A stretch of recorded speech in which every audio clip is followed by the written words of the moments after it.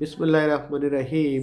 গ্রামের একটা কথা আছে যে ছাগলের খাবার দিয়ে কখনো বাঘ পোষা যায় না। বাঘকে বাঘের খাবার দিতে হবে, তখনই সে হুংকার মেরে সামনে এগিয়ে আসবে। অর্থাৎ আমরা গত 10 বছর আগে তৈরিকৃত যে ফরেস্ট স্যালারি, এই ফরেস্ট স্যালারি দিয়ে মেধাবীদের আর ধরে রাখা যাচ্ছে না।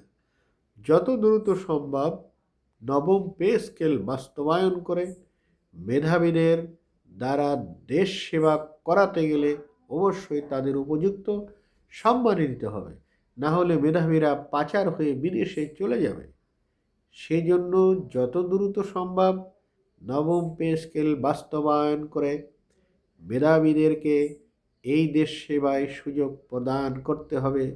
না হলে মেধা পাচার হয়ে গেলে যারা দেশে থাকবে, একেবারেই কম মেধাবীরা, তারা রাষ্ট্র যেভাবে পরিচালনা করবে, রাষ্ট্র তার কাঙ্ক্ষিত লক্ষ্যে পৌঁছতে শতভাগ ব্যর্থ হবে।